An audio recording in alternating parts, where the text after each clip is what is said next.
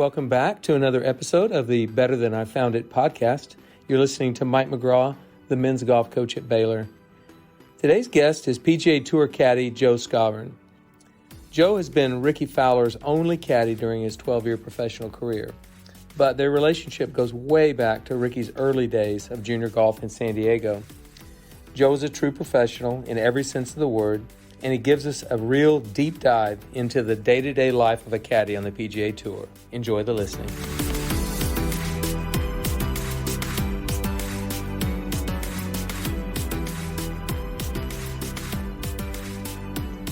Welcome to Better Than I Found It. You're listening to Mike McGraw, the men's golf coach at Baylor. Please join me in welcoming my guest today, PGA Tour Caddie Joe Skovron. Joe, thanks for taking the time to be on Better Than I Found It. Thanks for having me, Coach.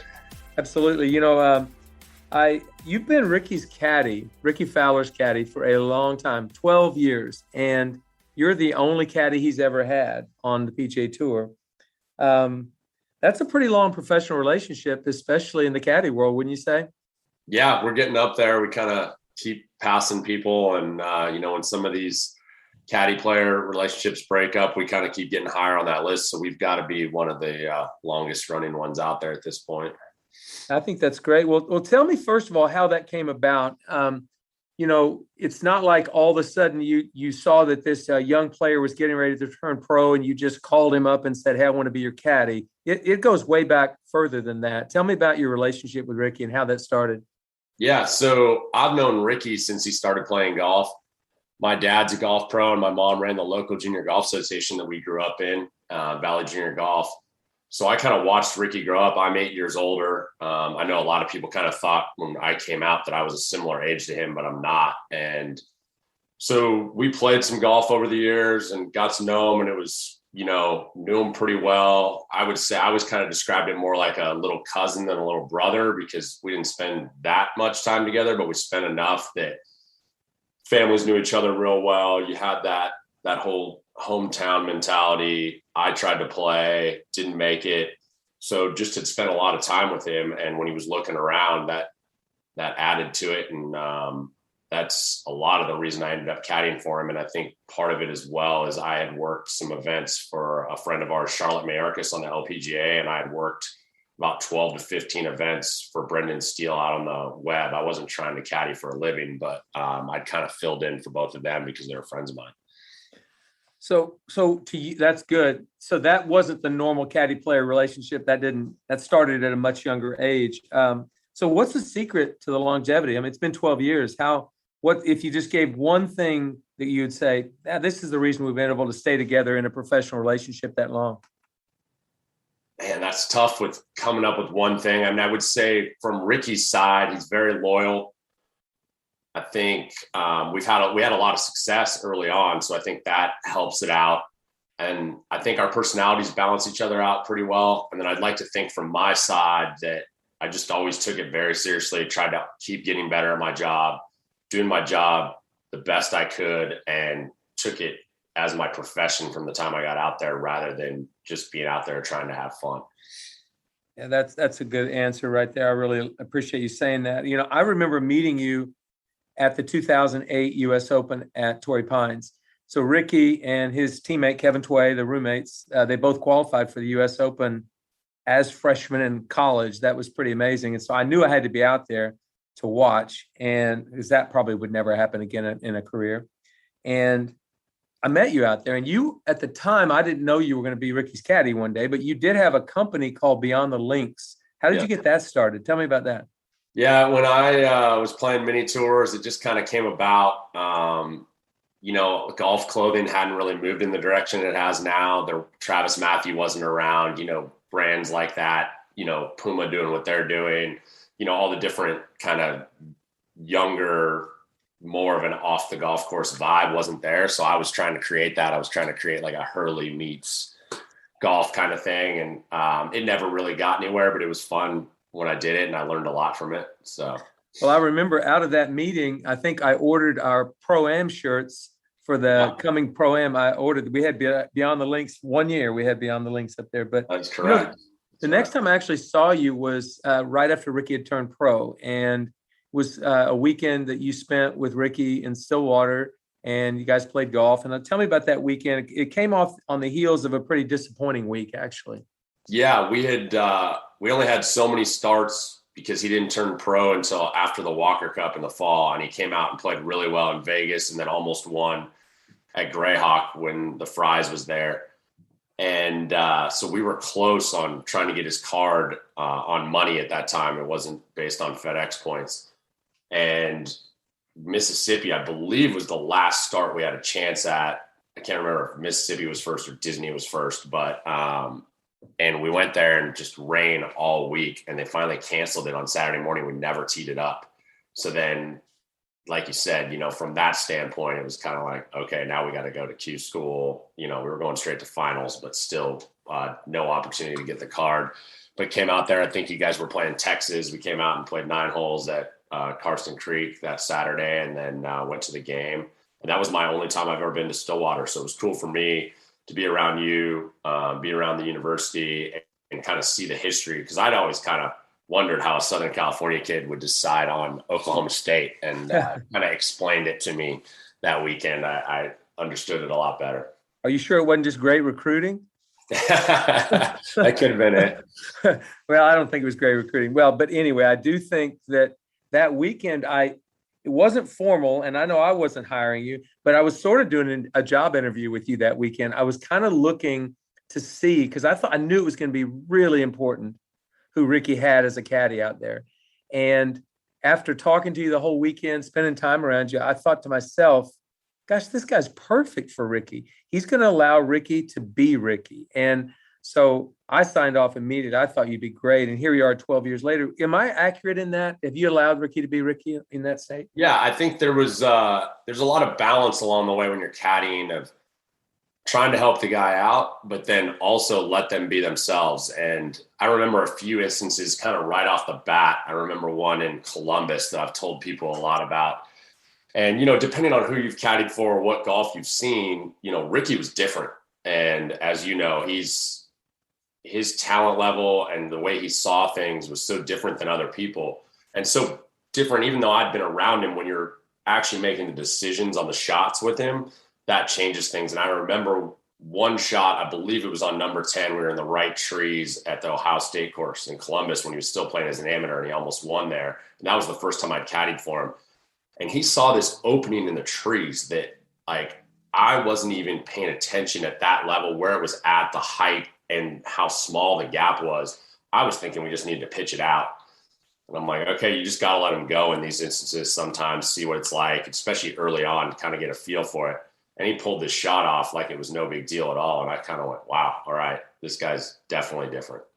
Well, I'm glad you said that. But I saw that when I walked with him when he was at Oklahoma State.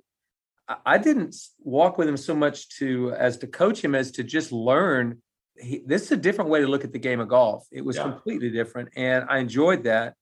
And I'm glad I got to do it. But you guys have had an amazing run, so a really good run, and I know there's a lot ahead of you. And you just mentioned he saw this gap in the trees, and you just went ahead and let him hit it.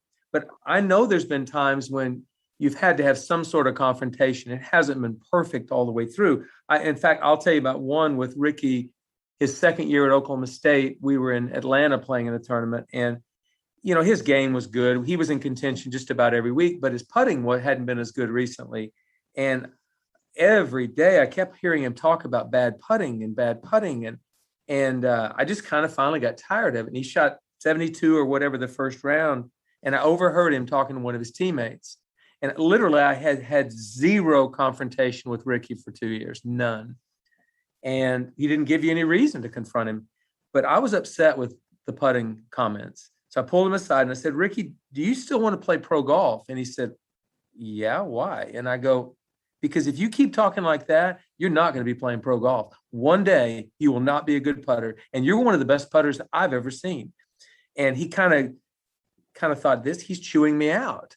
And I walked away, and we didn't talk about it again on that trip, but he never talked about bad putting again. So my question for you is, have there been confrontations like that? Not major ones, but have there been some like that? Oh, yeah, we've had a few along the way. I think that's one thing that I think the outside doesn't understand, that even if you're close, even if you're tight, it's just like, guys in the NFL, they're going to get in confrontations on the sideline, and that doesn't mean that there's necessarily a problem, right? Emotions are running high, you're competitors, and it definitely happens with players and caddies. And yeah, Rick and I don't get in a lot. We're both pretty calm and not really into getting into the confrontation part, but we've definitely had some where we disagreed on something, and I was pretty adamant about speaking my mind, or he was adamant about his, or he was frustrated or I was frustrated. And we've definitely had those times. It's probably happened a handful of times out there. And then we've had to have hard talks as well. There's times where things aren't going well and you're trying to kind of figure out what's not meshing, and, whether the way I'm talking to him isn't working, or whether he's kind of turned me off, or whatever it is. And we have to kind of straighten it out and get it back on track. So you're not uncomfortable with just telling him the truth as you see it? Yeah. I mean, I think you have to be comfortable. You got to pick and choose your times as a caddy. There's no doubt, you have to, and that's one thing I've always thought was very important caddying is it's not about you, it's about them. So you have to, just because you have a problem with something, you can't just go ahead and say that at all times, because it's not about you. It's, hey, is this going to actually do him good? Am I saying this to make him better, or to make him better right now, or to improve our relationship so that he can play better and we can do better? So you have to pick and choose those times. Definitely. I think you have to do that as a college golf coach as well. It's not, you can't just say everything all the time. Sometimes you have to pick your spots. So I'm glad to hear you say that. It was a good learning experience for me when I learned that quality. So what's Rickie's best qualities? I mean, he's obviously really talented. So we know the talent is a quality, but what are some of his other qualities that you see that really make him successful? Well, I mean, other than, doesn't really have to do with the playing part, but I think part of the reason he is so popular is because he's such a nice person, and he's so willing to give up his time and go play pro-ams and remember people's kids and sign the autographs and do all those things. So that shows what kind of person he is. As a golfer, I think his strengths have kind of evolved and changed. I thought when he first came out, one of the biggest things was just that he never got bothered by bad golf. He always, if he shot 75, he didn't worry about it. We'd go straighten it out for 10 minutes on the driving range after, and then he thought he was going to shoot 65 the next day. I think that changes as you get older and you get out there. You kind of develop some golf scars no matter who you are. Tiger Woods, Phil Mickelson, Jordan Spieth, the greats of the game all have some scar tissue from golf.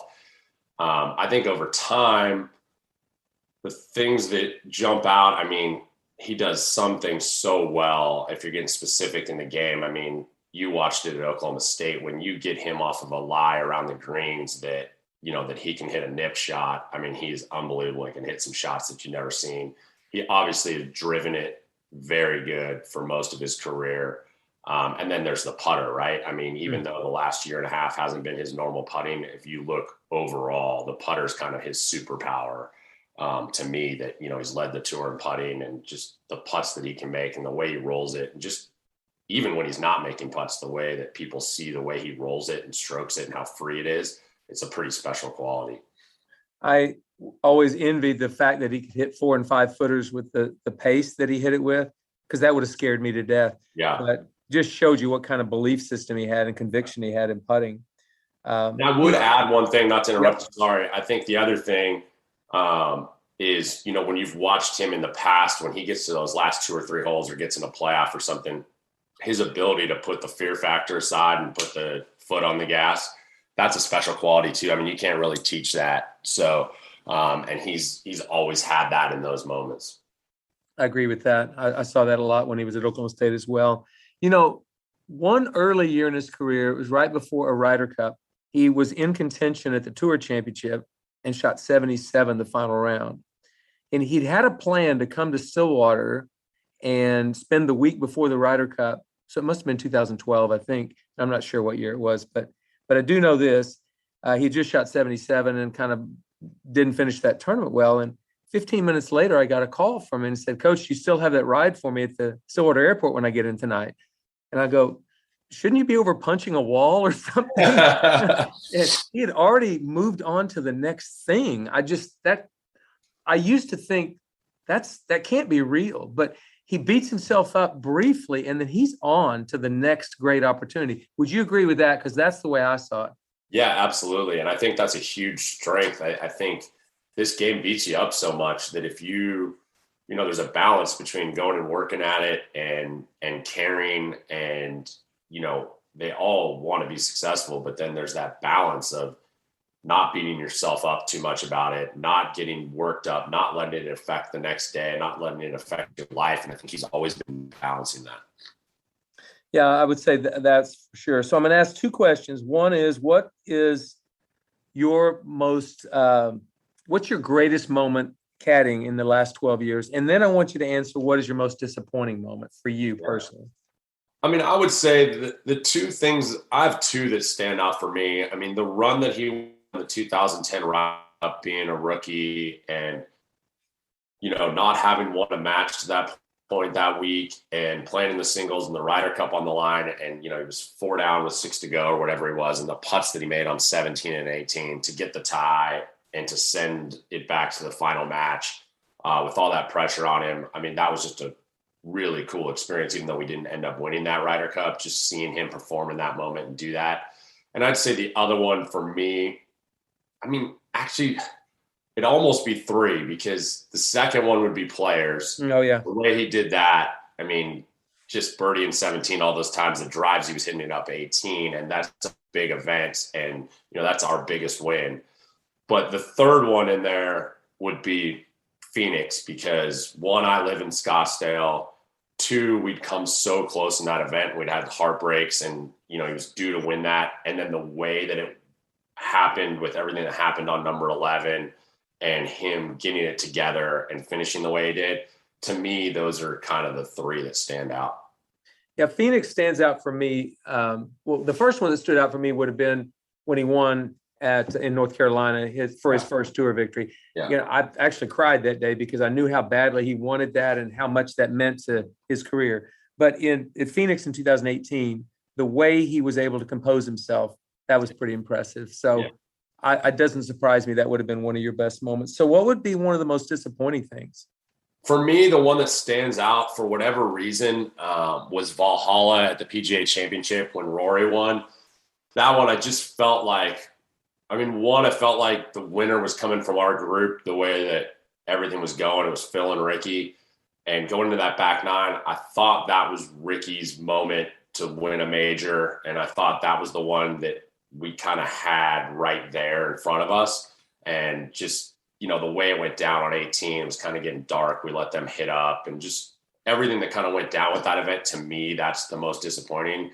I mean, some people would pick out Augusta, but that second at Augusta, Rick did everything he could. So He finished so well. He hit the great shot on 18. He did all these things. It just didn't work out. So to me, that wasn't disappointing. That was more like, okay, we know he can do this, kind of a thing. It just didn't work out.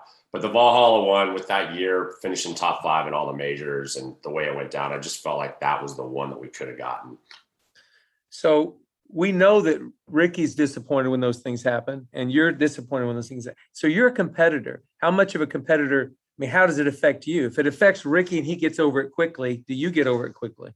Yeah, I think so. I mean, I think you're disappointed for a little while after the round, and then you move on. I mean, you just kind of go through. For me, I try to go through all those disappointing ones, like when we lost Phoenix in the playoff the one year, I try to go through what could I have done better, not what could the result, how could the result have changed, but hey, like we had an unfortunate bounce there, and I had talked him into driver there. For the people that don't remember, it was the 71st hole, and I talked him into driver, and it hits the downslip, kicks over the green, and goes in the narrowest area and goes in the water. He comes back and birdies 18, gets into a playoff, so we still have a chance. But I went through that in my mind that whole night. Like, could I have said something there? Did I miss something? Did I not go through it? And I even talked to Butch about it, and we kind of came up with, no, like we went through the process the way we needed to, did everything right. Like, it just didn't work out. And then there's other times where maybe I didn't, maybe we got in a rush going through our process, or, we didn't figure in all the factors or things like that. And my job is to make sure that we're looking at everything from a objective standpoint as much as possible and making the decision with all the options out there, right? If I don't give him an option or I miss something or don't see something, then that's me not doing my job. So do you keep statistics or journal or pay attention to his statistics? Tell me about that, because I think you're probably pretty analytical that way.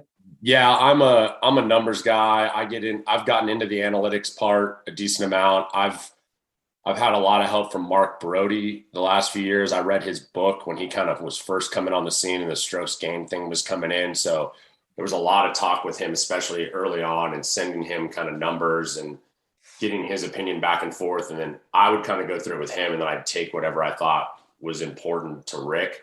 And I kind of try to do that. We do a lot of that on Monday, Tuesday, Wednesday. We kind of learned early on that we shouldn't be having debates about clubs off tees or how to play a hole in the middle of the round, because then you might make an emotional decision.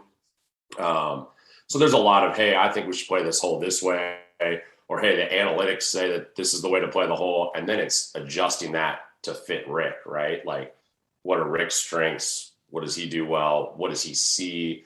And even if analytics say this is a driver hole, if he just doesn't see it, or there's a certain wind that he doesn't want to do that, and he's going to get a 3-wood in the fairway every time, then we're going to lean towards hitting the 3-wood. But we'll talk about that, where aim lines are, things are like that. And then at the end of each year, we kind of take the strokes gain statistics and get together and, hey, where can we get better? Where did we improve? What do we need to do to kind of take it where we want to? His rookie year at Phoenix, when he lost that playoff to Hunter Mahan, he laid up on that par 5. I think he was 240, maybe could have got, and he got a lot of criticism for that. But as I recall, he was the number 1 wedge player on the PGA Tour that year. And you guys were playing to his strength there. Is that what actually happened at that time? Yeah. So that week, I believe he actually led the field in par 5 scoring that week. And we had decided that there was too many times where we were in between going and not, that we would just push it up there and get ourselves in a tough spot. And like you said, at that time, he was wedging it so well. We had actually made the decision pre-tournament that on 15, that second shot's pretty uncomfortable, especially in a big moment. And there's not a lot of margin for error. And we had decided that if he could not get an actual 4-iron to the middle of the green, that we weren't going for that hole. If we had 4 or 5 iron in, we were going. But when it came to hybrid, it was like, okay, we're going to lean towards not going. And so we didn't go, laid up. Pretty easy wedge shot to that front pin, especially for a guy like him, and just didn't pull it off, missed it just short there, and kind of had a shot from the fringe.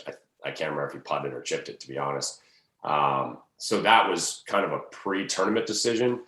The interesting thing is that later that year, after the Ryder Cup, I was chatting with Tiger about it. And it's pretty interesting to get the GOAT's perspective on something when you're talking that through. And I was talking to him from a caddy standpoint, player standpoint, like what you would do there. And he was adamant that you go and you hit the correct shot. So it's just interesting getting the different perspectives. And it also shows you why Tiger's Tiger. He told me, he said, you always hit the proper shot, not the comfortable shot. And that's probably why he's won 82 or 83 times in all those majors. And he's got the ability to do that. Right. So that's a learning process along the way for us that, especially early on where we were kind of getting in those situations for the first time and trying to learn how to handle it. What a mentor for Rickie and you to have Tiger over the years, because I know you guys have been close to him. Tell me, has that been a big advantage for Rickie? Yeah, I think being around Tiger just is great, and he's down there in Jupiter and everything else. I haven't had a whole lot of golf talks with Tiger. That was one of the few. I know Phil really helped Rickie a lot early on, like playing practice rounds with Phil, spending all that time with Phil made a big difference for Rick playing the Tuesday games and learning things from him. And I just think, Rick gets along with pretty much everybody, and being around any of those guys and anything you can take from them when they've been so successful is always going to help you. And then for me on the caddy side, being around Bones and LaCava and Fluff and all those guys and kind of picking up things off them really helped me as well. That's good. So it's the same thing. So you, being a caddy, you've been out there 12 years. You actually have a doctorate in sports psychology. I mean, caddies are sports psychologists. There's no doubt about it. So tell me how, is that the case for you? And if so, what are you able to help Rickie with on that front? Yeah, I'd kind of had a little bit of a coaching background and, I'd coached college golf for a year and coached some high school football after I got out. And, being a sports guy, I think that always interested me. And then having playing experience myself, trying to make it and not making it and realizing what I didn't have and just being in tournament situations that, whether it's a junior golf tournament or it's an amateur event and it's national or local, you still get the same feelings.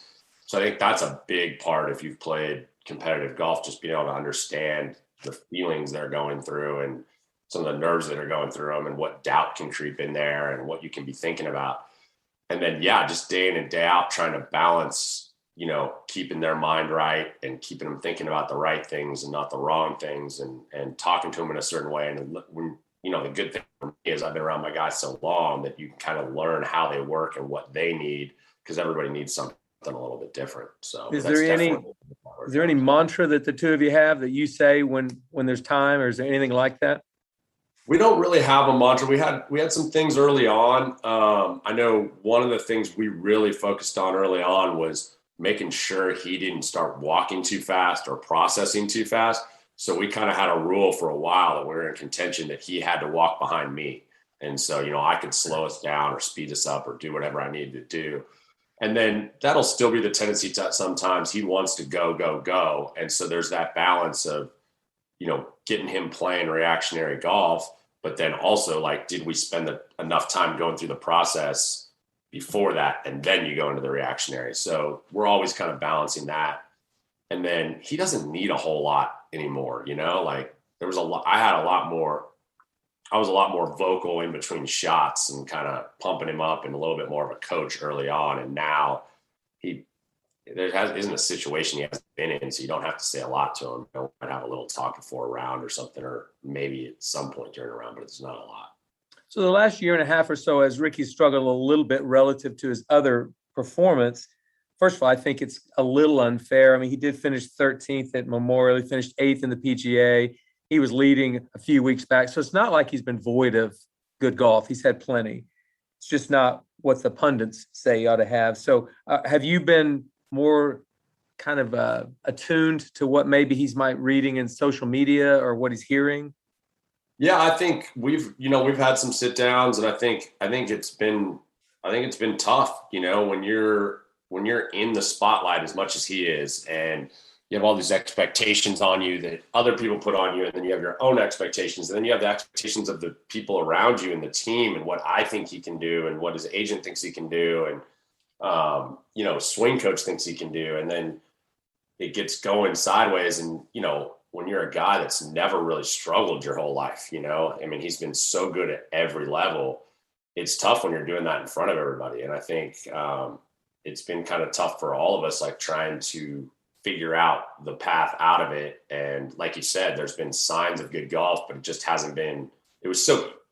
Not that it was easy for him. He made it look easy for so long because he just played well all the time. It was, 8s and 10s and 11s were just normal for him, and I've even caught myself because I'm always the guy that's looking what else can we do? How do you get to the next level? Where do we make changes? What do we do? How do we go win more and go win majors and go do all these things and get to number one in the world? And sometimes you have to kind of take a step back and go, okay, let's just take care of what we can. Sometimes, things happen in their own time, and how can we keep getting better at a slow pace, and you learn from that.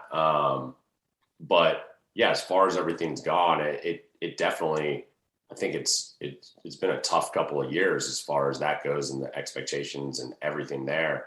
But I feel like he was showing signs of coming out of it, and then CJ Cup kind of showed that hey, the game's there. It's physically there. He makes a few more putts and he wins the golf tournament. And so you feel really good about things going into next year of where he's been at, and just watching him day in and day out more than the finishes, just the quality of golf shots he's hitting and how he's playing. Yeah, and I always err on the side of being positive. That's just me. I don't know any other way. But people ask me all the time, what's wrong with Ricky? Nothing's wrong with him. He's fine. He'll get out of this and he'll be great. And plus, there's enough good golf sprinkled in there that you can't help but think it's going to come back for him. So I'm not worried. So life as a caddy. I remember when I was 43, I was the assistant golf coach to Mike Holder at Oklahoma State. And Hunter Mahan was having one of the great years in collegiate golf history, just playing amazing golf. And at one point, Hunter intimated that it would be great if I could go on tour with him when he turned pro. And literally, I spent an entire weekend praying about it and thinking about it and talking to my wife about it. And as I look back on it, I'm glad I didn't make that decision. For one, I was already 43. You started caddying at what age? Let's see. Yeah, I would have been, when I went out there with him, I guess I'd have been 28 or 29. 28 or 29. So you were a young man. Yeah. So I was in good shape for 43, but it was going to eventually get me, I'm sure. But how many weeks on the road are you on the road every year? And are you working out? You look like you probably do, but wouldn't you have to work out to stay in shape to carry that golf bag? Yeah. So first, we've probably averaged, if you looked at it, around 25 weeks a year on the road. So there's been some, early on it was kind of 30, and then we've had other years where it's 20 or 21.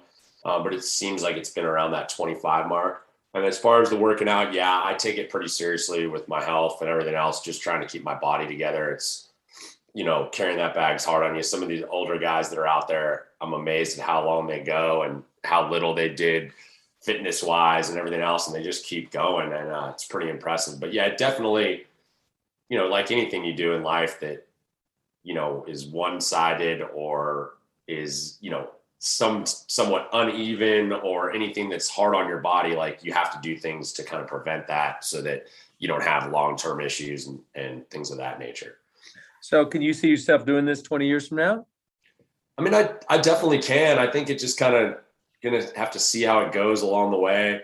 I don't know if I want to be out there at, that would get me to 60. I don't know if I want to be out there at 60 or not, but that'll just kind of depend on, where we're at with Rick, what he's doing, how things are there, and just kind of make decisions from there, I guess. You should take Fluff Cowan out to dinner and ask his opinion. I bet he would.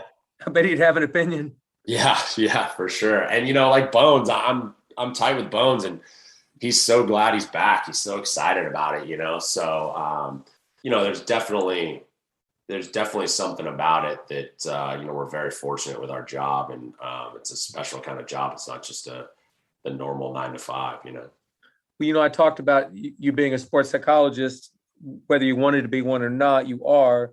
But like, what are some of the great qualities you have to have in order to be a caddy? Because I think some people think it's just carrying a bag, and it's way more than that. Yeah, I think, well, number one, I think no matter who you're working for, I think just, being reliable. Like, that's one thing I've taken pride of, is that I've been available every single day that he has needed me for the 12 years. I've never taken a day off. I've never missed, and there's going to be extenuating circumstances, and I've been fortunate enough, to not have those things yet. But I think reliability, knowing your guy doesn't have to worry about you being on time. Your guy doesn't have to worry about you getting there. He doesn't have to spend time worrying about you. I think that's number one. And then number two, it's just going to depend on who you're working for. I mean, I think golf knowledge is huge. Like I mentioned earlier, I think playing experience is big when you get into those moments of, trying to make cuts or win tournaments and those kind of things. And then I just think, like anything in life, preparing and being ready and, just having the answers that they're going to need so that they're not worried about that and they know you're taking care of things. Those would be the things I would say. And then I think there's those special kind of things, like Michael Greller would be a great example. He just really knows how to talk to Jordan Spieth, and their back and forth is so good. And knowing what makes Jordan work, he's gotten so good at that, and he understands that so well. I think that's their big thing. And I think that can help a lot of guys out too. I think when I was young, so I was growing up and I would see caddies on tour. There were a few long-term caddies. Lee Trevino had one. Jack Nicklaus had a long-time caddy. But you didn't think of caddies being professionals then. You Yeah. thought of them as just being bag toters, and they're kind of roustabout and they had kind of edgy backgrounds. But I think you guys are professionals now. Would you agree with that? Yeah, I think I kind of came in when it was in that process of changing. And I think the Bones Phil relationship to me is the one that kind of changed it the most. You started seeing Bones on commercials, and, Phil talked about him so much, and it was such a big part of things. And you see the way Bones handled himself. And I think he kind of is the example of that to me. But I think just like anything, the purses have gone up and it's become a career. So there's guys that have college degrees that could be working, jobs on Wall Street or doing something in, high up insurance or something that wouldn't just be a normal paying job, that are choosing to come out here and do this because of the possible money gain and reward. And you're getting to be around the game of golf and getting to do all these things. Okay. Agree with that. You are professional. There's no question in my mind. What's your greatest challenge as a caddy? I mean, like, really, this is a difficult thing. I think for me, it's just the biggest challenge is knowing that you're getting your point across the way you want to and talking to them in a way that they hear you. I'm confident that I've prepared and I've got the right information. It's delivering that at the right time in the right way and making sure that you're doing that for your player, that they're actually kind of hearing what you're saying and why you're saying it, so that they understand it and it makes them play better. I would say that's probably the biggest one for me. I like that. I remember talking with Sean Foley, and he told me when he took the job to be Tiger's swing coach, he took the job thinking, I'm going to say what I really believe. I don't care if I get fired. I want to give my best of who I am. So going in there and trying to tiptoe around is not going to work with Tiger. So I remember him saying that, and I thought to myself, that's a big risk he was taking, but he wanted to be the best he could be. Do you see any of that in being a caddy and what you have to do to try to help a player? I mean, you tiptoe around on things, or you just direct about it? Yeah, I think there's a balance because I'm a pretty direct guy. So I think there's a balance. You can't just always be the guy that's barking at them and just saying whatever you feel. But I think you can't just be a yes man either. If you're just going to be a yes man, then they might as well just have anybody on the bag that's going to be out there and just go play golf. So you've got to have your moments that when something needs to be said to them, you say it. And, when you've got an opinion that's strong on a way you should play a hole or a club or something like that you're confident in it and you portray that. Excellent. So what is the biggest perk of being a caddy? I mean, like, this is the coolest thing about being a caddy. I mean, the coolest thing for me is when you're in contention on Sunday. I mean, there's nothing like it. That's what you caddy for. That's what you play for. That's what you're out there for.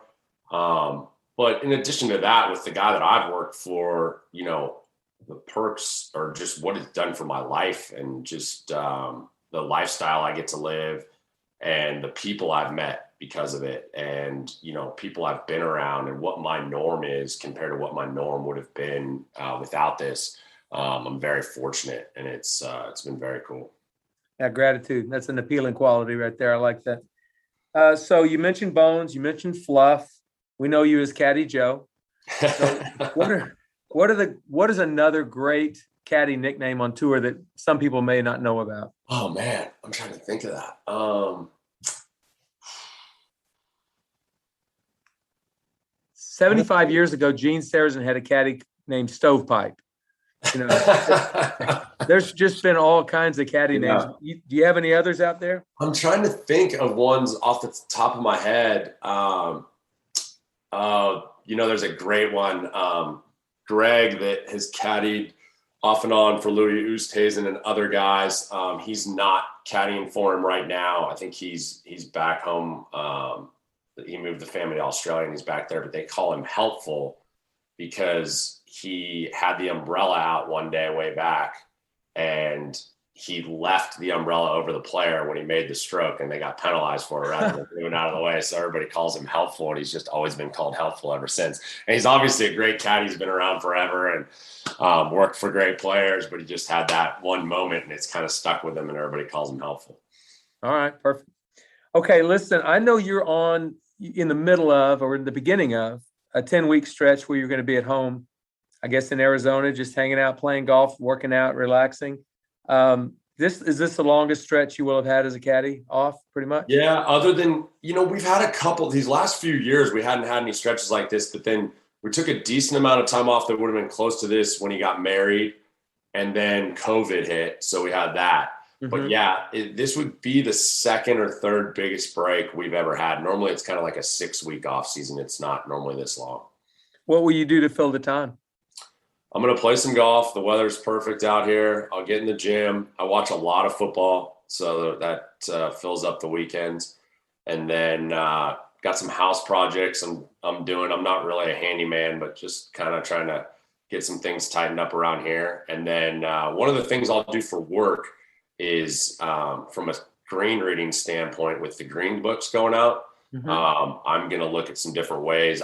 I use the green book quite a bit with the system I use. So I've got to kind of look at some things and see if I need to go do some aim point or other ways to identify slope a little bit better, and just how I'm going to do that, because I had that the whole time. That was kind of like a cheat sheet for me that I knew, why would I have to figure out the slope? I've got it right here. And then based on my reads off the system I use. So there'll be a little bit of that with the work part too. But other than that, I'll just be kind of trying to enjoy time and spend time with friends and do all that stuff. Good for you. Good for you. Well, enjoy that break. So before we finish, what would you say? Can you, I know you said you don't know how much longer you'll do this, 20 years, maybe you might be 60 doing it or whatever, but what can you see going forward for you and Rickie as far as success? What's in the future? What's it look like to you? Yeah, I thought this fall was big. I thought the CJ Cup was big for him. So I see him turning things around, the putter getting hot, and, hopefully just get back to where we were and then taking another step from there. That was our whole thing during these 2 years that I kept trying to reinforce with him is, hey, we're not doing this to get back to where we were. We're doing this to get better and take another step. These guys are all getting better out here. It's getting tougher. So I'm hoping that that's really what happens, and you're starting to see signs of it, of iron shots that he hits that were different than what he did, and things of that nature. And I think he's getting an understanding where his golf swing's at. And I feel pretty good about where he's at. He's taken the gym seriously and his nutrition, and he's taken a lot of steps. And then, he's going to be a father. So I think that's going to be nothing but positive for him, and just good things to come. Well, Joe, I certainly appreciate what you've done for Rickie through the years. He's really special to me, obviously, but as I said, going back to 2009 when I first met you, or actually when you first came to Stillwater, and I realized you were the right man for the job, and I still think that today. So keep it going forward. Well, I appreciate that, Coach, and I appreciate all the little texts and support along the way, and good luck to the team. All right. Thanks so much. See you next time. Thanks.